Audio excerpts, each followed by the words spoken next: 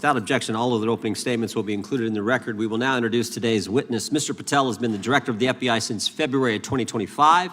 He previously served as Chief of Staff at the Department of Defense, Deputy Director of National Intelligence with the National Security Council, and also as a congressional staffer, as a federal prosecutor, where he focused on national security cases, and he also worked as a public defender in the state of Florida. We welcome our witness, appreciate his work, and thank him for appearing here today. We will begin by swearing you in. Director, would you please stand, raise your right hand.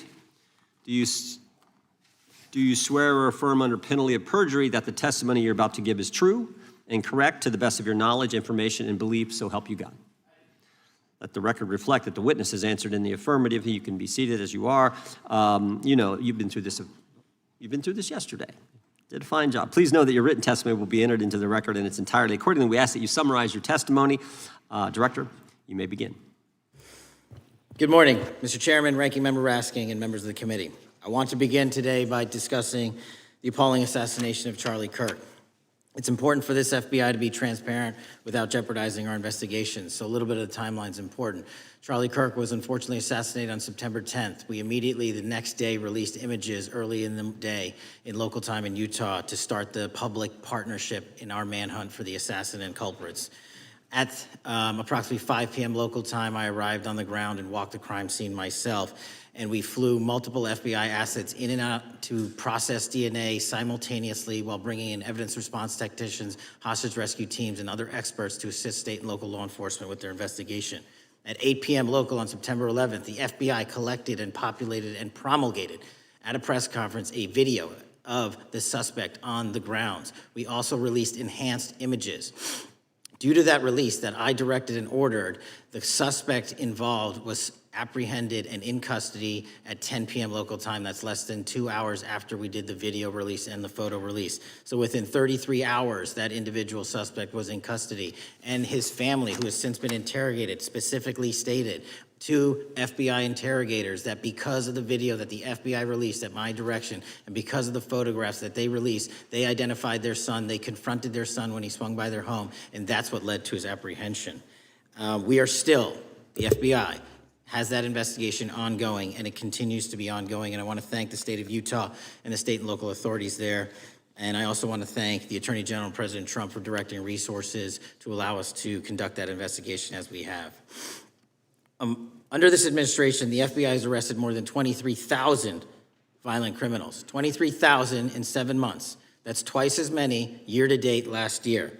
We've taken over 6,000 firearms off the streets. 6,000 guns are no longer in the hands of criminals in 7 months. We've identified and found and located 4,700 child victims. That is a 35% increase year to date last year. We have arrested 1,500 child predators. That is a 10% increase year to date last year in just 7 months. We've assisted our partners with countless counterterrorism operations around the world. We've captured, at the FBI, 4 of the most top 10 wanted fugitives in the world in 7 months. To put that in perspective, that's as many as my predecessor nabbed in the entirety of the Biden administration. We got 4, we got more coming. On top of that, in 2 weeks, thanks to the help of the CIA, we collected and captured one of the individuals responsible for the horrific Abbey Gate bombing that led to the murder of 13 service members. We did that in 2 weeks. They didn't do it in the 4 years of the entire prior administration. Nationwide, we've been executing our Operation Summer Heat, the FBI's national focus on targeting violent crime based on intelligence-driven operations. Ask the citizens of Seattle, Miami, Memphis, Charlotte, Chicago, New Orleans, to specifically highlight New Orleans and Nashville. There has been a 250% increase in violent crime arrests in those cities alone and other mid-major cities that I've just listed.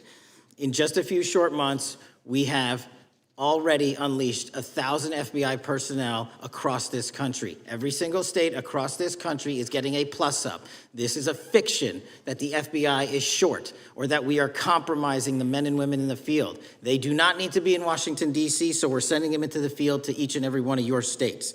Because of that, crime is at an all-time low. We had to do it because of the explosion of crime.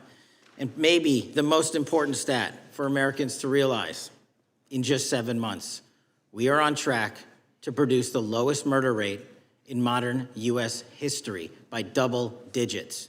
Those are results not of mine. Those are results of the men and women of the FBI. If you want to criticize me, bring it on, but do not attack the brave leaders in the field. We are also working 24/7, 365 on the opioid epidemic that is killing more than hundreds of thousands of people a year.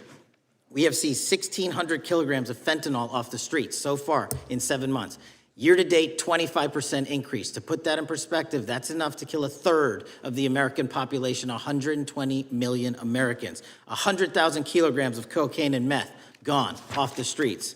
Earlier this year, I highlighted in Cincinnati, Ohio, how we're getting creative to chase down those that were willing to do harm to our citizens, not just by striking at the heart of the fentanyl producers, but the fentanyl precursor companies in China. And we indicted for the first time multiple companies and individuals, not just in America, but in mainland China, that are producing the ingredients that produce and make fentanyl that kill our children. And we're going to keep going. Counterterrorism work, cyber attacks, and foreign adversaries are something the FBI must never sleep on, and we are not sleeping. In the counterintelligence space alone, this year, year to date, 30% increase in counterintelligence arrests from the DPRK, Russia, Iran, and China. And I want the American people to know, in this setting, there's a lot of work that the brave men and women in the FBI are doing we just can't get into, but they don't stop.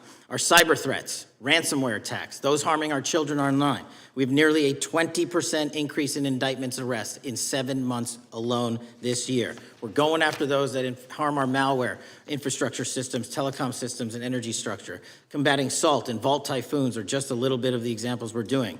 Maybe most importantly, under the counterterrorism and domestic terrorism umbrella, are nihilist, violent extremists, and those that label themselves 764, who wish to go online and convince children to maim and mutilate themselves and commit suicide. And we are producing record numbers of arrests under that umbrella organization. We even stopped an individual in the 764 network who wanted to conspire to kill an adolescent girl. He is now in custody. Transparency remains one of my main priorities at the FBI. And this is what I've done in my 7 months at the helm. We've produced more than 33,000 pages of documents to Congress to a variety of committees, including, I believe, 7,500 to this committee alone, if memory serves me correct. To put the 33,000 in perspective, my predecessor in 7 years produced 13,000 pages in total to the United States Congress. His predecessor in 4 years produced 3,000 pages in total. I repeat, I have produced 33,000 pages in 7 years to this Congress and will continue to do so. I'm dedicated to restoring the trust and the mission and the integrity of the FBI, and we cannot do so without congressional oversight, and I promise you I will continue to do so. On the Epstein case, the original sin on the Epstein case was how it was handled by Mr. Acosta when he first brought the case in 2006, 7, and 8.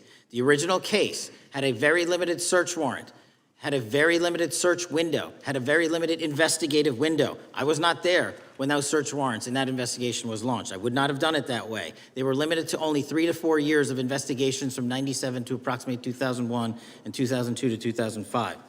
Mr. Acosta allowed Mr. Epstein to enter into a plea agreement where he served weekend jails for trafficking minor women.